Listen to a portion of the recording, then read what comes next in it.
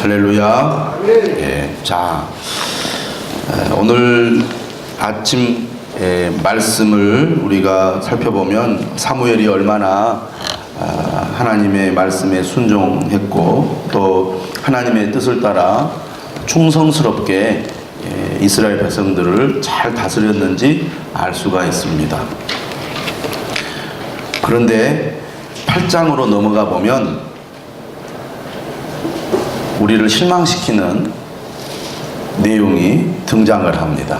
1절에 보시면 8장 1절에 사무엘이 늙음에 그의 아들들을 이스라엘 사사로 삼으니 장자의 이름은 요엘이요 차자의 이름은 아비하라. 그들이 브엘세바에서 사사가 되니라. 그의 아들들이 자기의 아버지의 행위를 따르지 아니하고 이익을 따라 뇌물을 받고 판결을 곱게 하니라. 엘리 제사장은 영적으로 둔감한 사람이었습니다. 하나님의 말씀을 제대로 따르지 않았고 또 자녀들에게 잘 가르치지 않아서 자녀들이 매우 나쁜 행동들을 했습니다. 홈리와 비느하스. 아버지가 자녀들을 제대로 가르치고 또 제대로 훈계하고 제대로 징계하지 않아서 사실은 그 집안이 망했고 그리고 이스라엘도 엄청난 고통을 겪었습니다. 그것을 가까이서 지켜본 사람이 사무엘입니다. 사무엘은 엘리와 달랐고 엘리의 자녀들과 달랐습니다. 정말 이스라엘을 위기에서 구해낸 위대한 사사요, 선지자요, 제사장으로 쓰임을 받았습니다. 그런 사무엘의 자녀라고 한다면 사무엘만큼은 아니더라도 비슷하게는 되어야 하지 않겠습니까? 그런데 오늘 말씀을 보면 충격적이죠. 엘리의 아들들도 아닌 사무엘의 아들들이 어떻게 이럴 수가 있을까? 실망스럽잖아요. 엘리의 아들들이 워낙 죄를 많이 짓고 악행을 많이 저질렀기 때문에 사무엘의 자녀들은 그렇지 않았다. 이렇게 결론이 나와야 봐라. 역시 사무엘과 엘리는 다르지가 않느냐. 엘리는 자녀 교육을 잘못했기 때문에 그 자녀들이 망했고 본인도 망했지만 사무엘은 하나님의 뜻대로 하나님을 위해서 충성스러운 삶을 살았기 때문에 하나님이 그 자녀들에게도 복을 주지 않았느냐. 그 자녀들이 그 아버지를 보고 이렇게 잘 되지 않았느냐. 그렇게 말할 수 있지 않았겠습니까? 그런데 부끄러운 생각이 들어요. 마치 사무엘의 자녀들을 보면 내 자녀가 잘못한 것 같은 그런 수치심을 느낍니다. 어떻게 저럴 수가 있을까?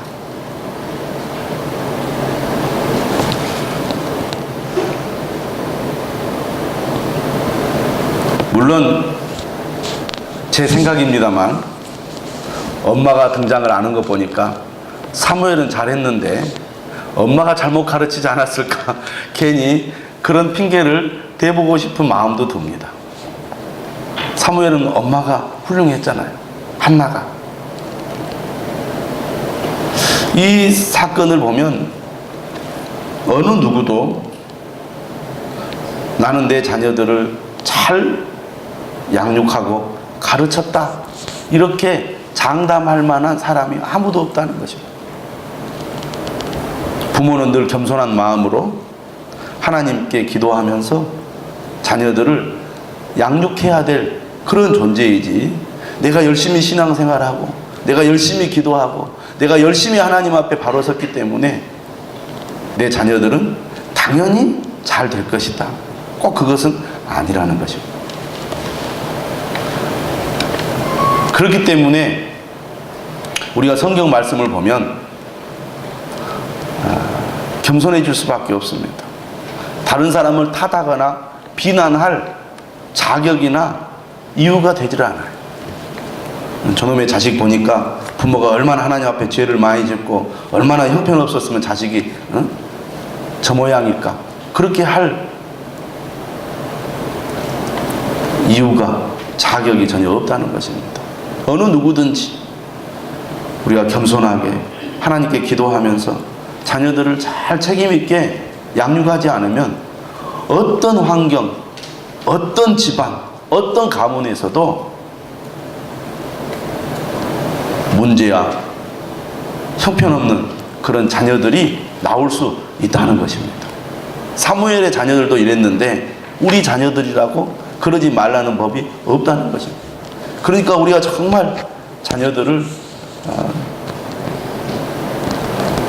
신경 써서 최선을 다해서 잘 길러야 되겠습니다. 사사는 하나님께서 임명을 했지 사사는 세습이 되지 않았습니다. 그런데 오늘 말씀 8장을 보면 사사가 처음으로 세습이 됩니다. 그 아버지 사무엘을 이어서 이 그 아들 요엘과 아비야가 사사가 되었어요. 여러분 그런 경험들이 우리에게 다 있지 않습니까? 힘들고 어려운 환경 속에서 자란 아이들이 훌륭하게 되고 성공을 하게 되는 경우가 있습니다. 그런데 그 힘들고 어려운 환경에서 여러 가지 어려움들을 잘 극복하고 훌륭한 인격으로 훌륭한 사람으로 성장했던 그 사람의 자녀가 그 사람과 달리 갖춰진 환경, 좋은 환경 속에서 어려움 없이 성장하다 보니까 그의 아버지와 달리 그 아들은 또 형편없는 아들, 모난 아들, 부모에게 속을 썩이는 아들, 그런 아들들이 나오는 것이 사실 우리가 사는 이 세상의 가정의 모습이고 현실인 것 같습니다. 사무엘의 아들들이 그랬던 것 같아요. 사무엘은 정말 하나님께 온전히 바쳐진 자로서 민족의 현실이나 환경이 너무나 어려웠기 때문에 그는 늘 깨어 있어야 했고 또 늘 하나님의 음성에 귀를 기울이고 살아야 했습니다. 그런 환경과 그런 현실이 그로 하여금 흔들리지 않고 오직 주님만 바라보고 살아가게 만든 것이죠. 그러나 그의 아들은 또 달랐던 것 같아요. 아버지는 이스라엘을 다스리는 사사고 아버지의 믿음, 아버지의 그런 신앙을 자녀가 그대로 자동으로 이어받고 그런 것은 아니었다는 것입니다. 그는 어떻게 보면 나름대로 기득권을 가지고 있고 좋은 환경 속에서 성장했다 이렇게 볼 수가 있습니다. 사람이라는 것이 그만큼 죄성을 가지고 있기 때문에 뭔가 여유가 있고 기득권을 가지고 있고 힘이 있으면 언제든지 타락할 수 있는 그런 가능성을 많이 가지고 있습니다. 제가 성장하는 그 성장의 과정을 돌아보면 정말 가난한 환경에서 근검전략하면서 그렇게 이제 성장해 왔다는 것이죠. 그에 반해 저의 자녀들은 저와 비교해 볼 때 훨씬 더 여유 있는 환경 속에서 태어나가지고 큰 어려움이나 부족함을 느끼지 못하고 성장을 해왔습니다. 우리의 세대와 우리 자녀의 세대의 물질적인 환경이나 생활 환경이 다른 거예요. 그러다 보니까 우리가 정말 신경 써서 자녀들을 말씀으로 바른 길로 인도하지 않으면 아무리 부모가 믿음이 좋고 부모가 바른 삶을 살아도 자녀들은 언제든지 삐뚤어져 나갈 수 있는 그런 존재라는 것을 우리가 잊지 말아야 한다는 겁니다. 그래서 끊임없이 자녀들을 위해서 기도하고 끊임없이 자녀들에게 하나님의 말씀을 가르치고 훈계해서 믿음의 삶을 살도록 우리가 권면하고 옆에서 도와주지 않으면 언제든지 넘어질 수 있다. 이것을 우리는 이 사무엘 아들의 사건을 통해서 분명히 우리가 알아야 될 줄로 믿습니다. 할렐루야. 너무 우리가 방심하거나 나태하면 안 됩니다. 내가 열심히 하나님을 섬기고 있으니까, 내가 열심히 신앙생활하고 있으니까 하나님이 알아서 내 자녀들은 잘되게 해줄 것이다. 아니라는 것이죠. 자, 그런데 이런 시대적인 상황이 이스라엘을 왕정 시대의 출발을 하게 만들었다고 볼 수가 있습니다. 만약 사무엘의 자녀들이 사무엘만큼 훌륭한 사사였다면 아마 우리에게 왕을 주십시오라는 요구는 하지 않았을지 모릅니다. 시대적 상황이 이스라엘의 왕이 출현할 수밖에 없는 그런 상황이었다, 이렇게 볼 수가 있습니다. 역사적으로 보면, 시대적으로 보면 사무엘의 아들의 행동들이 우연한 것이 아니고 하나님의 큰 섭리 안에서 이루어진 사건이다, 이렇게 볼 수가 있습니다. 역사적인 사건이 여러 가지 어떤 시대의 그런 사건이나 문제가 이게 압축이 되어 가지고 어떤 사건이 발생이 되고 일어나게 되거든요. 조선 왕조가 골무고 골마서 결국은 무너질 수밖에 없는 그런 상황과 일본의 대륙을 향한 침략 야욕이 맞아떨어져서 결국은 일제시대라는 것이 생기게 된 것이고, 그런 환경 속에서 사실은 우리의 선조들이 역사적인 고생을 많이 했고, 그리고 대한민국이라는 정부가 세워지게 되고 오늘 여기까지 오게 된 겁니다. 이스라엘은 하나님이 왕이십니다. 사사시대라는 것은 무엇을 말합니까? 하나님이 왕이라는 것을 말하거든요. 이스라엘은 기본적으로 어떤 구조를 가지고 있는 나라냐? 지파 공동체입니다. 지파. 12개의 지파가 모여서 공동체를 이루고 있는데, 이 이스라엘 12지파를 다스리는 왕은 누구냐? 사람이 아니라 하나님이라는 것입니다. 사사는 판관, 재판관의 역할이 가장 주된 역할이라고 하겠습니다. 그래서 위기 때가 되면, 전쟁의 시기가 되면 군사령관의 역할을 해서 전쟁을 주도하기도 하고, 또 여러 가지 백성들의 문제를 해결해 주는 그런 역할을 하지만, 왕처럼 강력한 권력을 가지고 백성들을 통치하던 그런 시대는 아닙니다. 그런데 사사가 그 역할을 제대로 하지 못하고 늘 주변 나라의 침략과 이 괴롭힘은 계속되고 있으니까 우리도 다른 나라처럼 왕이 필요합니다, 도저히 왕이 없어서는 안 됩니다라고 요구를 하게 된 겁니다. 근데 인간은 본성이 죄인이기 때문에 하나님을 왕으로 섬겨야 그들이 바른 믿음을 가지는데, 인간이 왕이 되면 하나님보다 그 위에 인간이 군림하게 될 가능성이 많다는 것을 하나님은 아셨기 때문에 왕의 제도를 허락하지 않으신 겁니다. 그런데 이 사무엘 아들 사사들의 문제로 말미암아 강력하게 사무엘에게 우리도 왕을 달라 요구를 합니다. 사무엘이 하나님 앞에 기도하죠. 허락하라, 이렇게 말합니다. 그 대신 왕정 제도가 가지고 있는 문제가 무엇인지를 분명히 그들에게 알려서 경고하라. 왕이 권력을 가진다는 것은 그만큼 백성들이 대가를 지불해야 한다는 것입니다. 왕을 제대로 모시고 섬기려면 사람이 몸으로 봉사해야 될 뿐만 아니라 물질로 세금을 더 많이 바쳐서 왕권을 유지해줘야 왕정 제도가 정립이 되고 유지가 되는데, 그러려면 그만큼 백성들이 많은 대가를 지불해야 한다는 것이죠.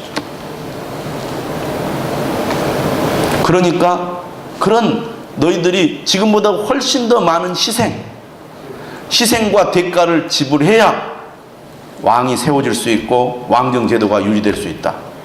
그래도 하겠느냐? 그러니까 그래도 하겠다, 우리에게 왕을 세워달라, 강력하게 요구를 하게 되고, 하나님께서는 이 백성들의 요구를 결국은 들어주게 되는 것입니다.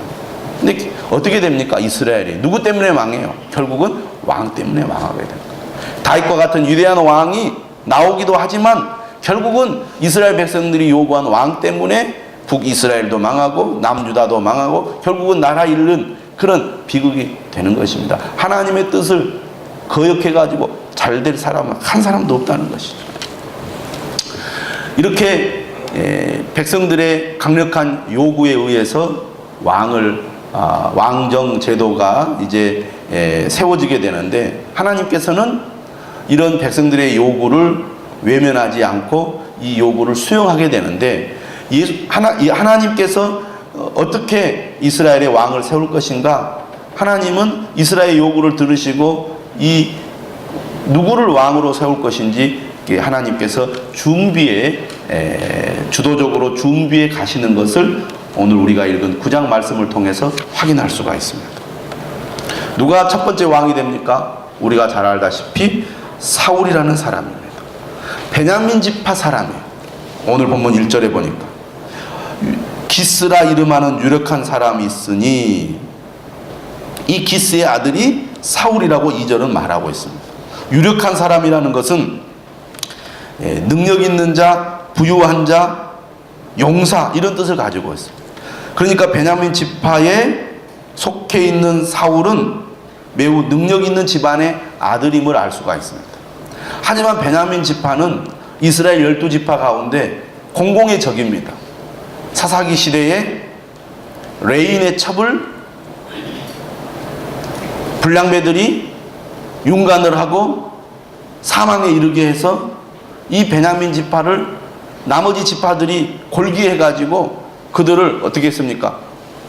심판을 했죠. 그래서 수많은 이 베냐민 지파 사람들이 죽임을 당합니다.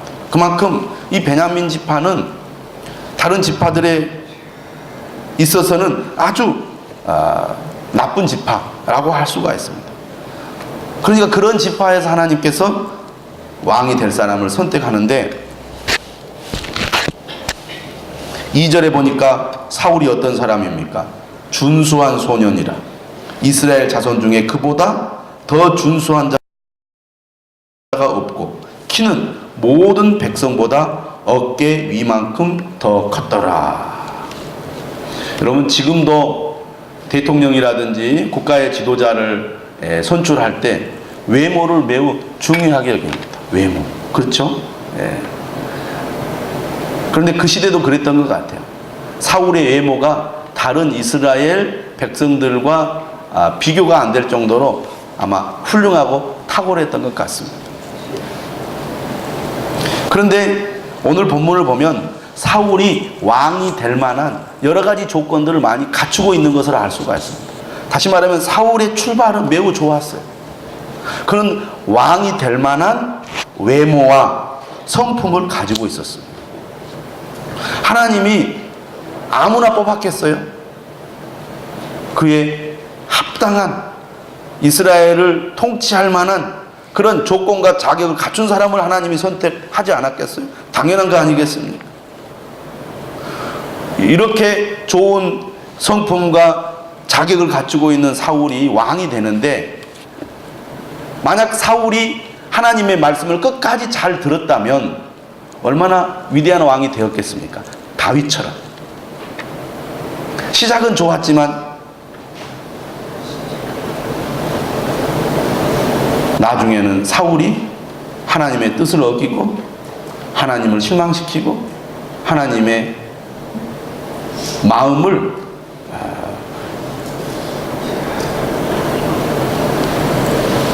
아프게 한 그런 왕이 되고 맙니다. 오늘 말씀을 보면 그런 외모가 출중했습니다. 그래서 사울이 왕이 될 수 있도록 하나님께서 그를 인도해 가시는데, 오늘 일어난 사건을 보면 어떻게 보면 우연히 일어난 사건이라고 볼 수 있습니다. 근데 이 사건들이 결과적으로 보면 우연한 사건이 아니었어요. 하나님이 예비하신 사건이었다. 여러분, 우리가 살아가면서 일어나는 여러 가지 우연한 일들이 결코 우연한 일들이 아님을 알아야 됩니다. 우연한 그런 일들을 통해서 하나님은 우리를 인도하시고 좋은 길로 우리를 이끌어 가신다는 것을 알고, 내게 주어진 여러 가지 일들을 정말 우리가 믿음 안에서 부딪히고 또 해결하고 살아갈 때 하나님께서 이런 우연한 환경과 삶을 통해서 우리의 삶을 축복하신다는 것을 여러분 믿으시기를 바랍니다. 어떤 일이 사울의 집에 일어났습니까? 사울의 아버지 기스가 암나기들을 잃어버렸어요. 암나귀들을. 이 암나귀는 당시 매우 귀한 그런 짐승이었습니다. 그래서 사울에게 이렇게 얘기를 해요. 너는 일어나 사환 한 사람을 데리고 가서 암나귀들을 찾아와라. 아이고 아버지 귀찮아요. 암나귀들이 나가버렸으면 찾기는 다 글렀어요. 아버지 포기하세요. 이렇게 할 자식들도 있을 것입니다. 그런데 사울은 어떤 자녀였습니까?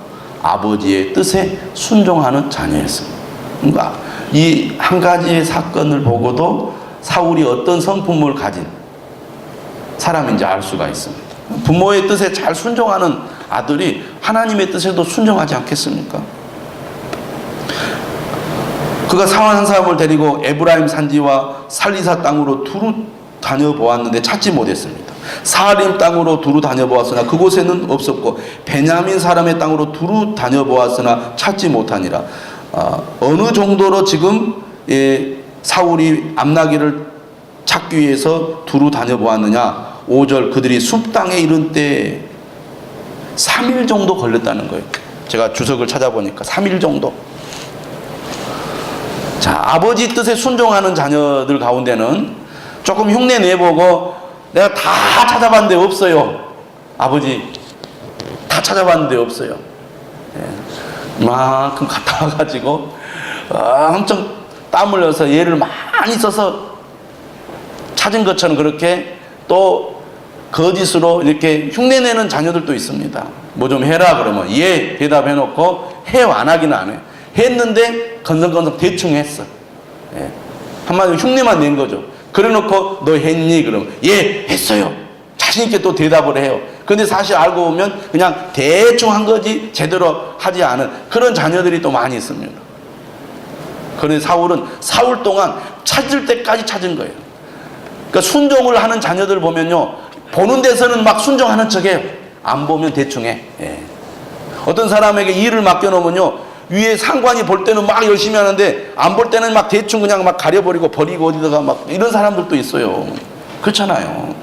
보든 안 보든 자기에게 맡겨진 일을 성실하게 끝까지 감당하는 사람이 있는가 하면 처음에는 하는 척 하다가 나중에 안 볼 때는 귀찮으니까 한 뭉치 그냥 뭘 그냥 어디다가 숨기고 버려버리고 이런 사람도 있다고 말이에요.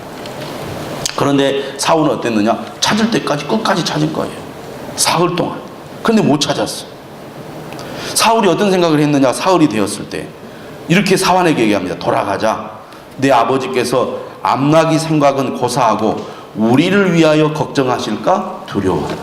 지금 사울은 아버지의 뜻에 순종하기 위해서 사흘 동안 암나귀들을 찾아 나섰는데 사흘이 되니까 어떤 걱정이 되냐면 아이쿠 아버지가 암나귀 걱정이 아니라 이제 우리 걱정하겠다.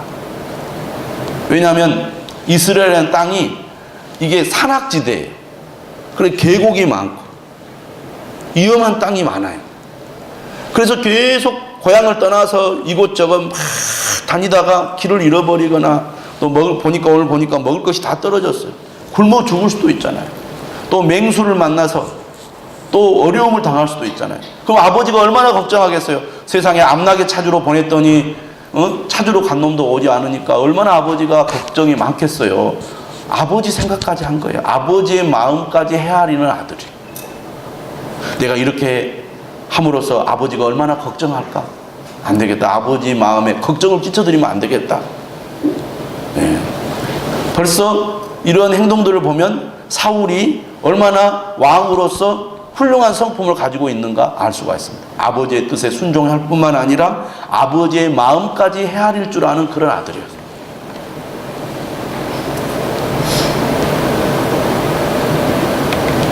그런데 그가 이른 땅이 어디였느냐? 5절 숲 땅에 이른 때에 그 사환이 이렇게 말해요. 이 성읍에 하나님의 사람이 있는데 존경을 받는 사람입니다. 누굴까요? 사무엘입니다. 아버지의 나귀를 찾기 위해서 동분서주 멀리까지 지금 찾아 나섰는데 우연히 이른 땅이 하나님의 사람이 있는 곳이었어요. 하나님께서 사무엘과 사울이 만날 수 있도록 이 사건을 통해서 하나님이 지금 다리를 놓아주고 있는 것입니다.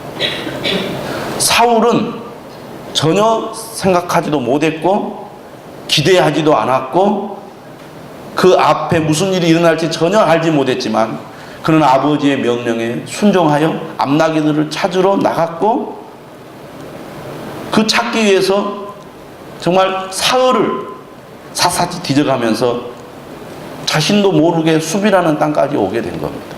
그런데 그것은 바로 하나님께서 사울로 하여금 사무엘을 만나도록 하기 위해서 하나님께서 사울을 그렇게 인도하셨다는 것입니다. 여러분, 우리가 이 세상을 살다 보면 우연하게 일어난 어떤 사건들을 통해서 하나님께서 우리의 삶 가운데 역사하시고 섭리하실 때가 있다는 것을 알아야 돼요. 그러니까 우연한 사건이라고 우리가 대충 하거나 아무렇게나 여기거나 그래서는 안 된다는 것을 알 수가 있습니다. 그런데 여기 보면 이 사안이라는 사람이 상당히 유능하고 지혜로운 사람이었어요. 그를 하나님의 사람에게로 소개하는 사람도 사안이었고, 또 7절 이하에 보니까 이렇게 얘기를 해요. 우리가 가면 그 사람에게 무엇을 드리겠느냐? 빈손으로 갈 수 없는데 우리 주머니에 먹을 것이 다하였으니 하나님의 사람에게 드릴 예물이 없다. 너 무엇이 있느냐? 이렇게 물어요. 그러니까 사환이 뭐라고 대답을 하냐면 내 손에 은 한 세겔의 4분의 1이 있으니 하나님의 사람에게 드려 우리 길을 가르쳐 달라고 하겠습니다. 하고 그 은 한 세겔의 4분의 1을 사울에게 줍니다. 그래가지고 그것을 가지고 지금 이제 하나님의 사람을 만나러 가는데 11절에 보니까 성읍을 향한 비탈길로 올라가다가 물 기르러 나오는 소녀들을 만나게 돼요. 자, 이런 우연한 만남이 다 하나님의 예비된 일이었어요. 이 소녀들에게 묻습니다. 선견자가 여기 있느냐? 그러니까 그들이 뭐라고 대답하냐면 있습니다. 보십시오. 그가 당신보다 앞서 갔으니 빨리 가소서. 백성이 오늘 산당에서 제사를 드림으로 그가 오늘 성읍에 들어오셨나이다. 이런 우연한 만남을 통해서 하나님의 사람 사무엘이 어디에 있는지, 어디로 가면 언제 만날 수 있는지까지 알게 된 겁니다. 우리가 살아가다 보면 이런 우연한 만남, 우연한 사건을 통해서 정말 특별한 경험이나 특별한 어떤 사건들을 우리가 경험하게 될 때가 있지 않습니까? 이렇게 해서 드디어 사울이 사무엘을 만나게 되고 사무엘이 하나님의 뜻을 따라서 사울에게 기름을 부어서 왕으로 세우는 그런 역사적인 사건이 일어나게 되는 것을 보게 됩니다.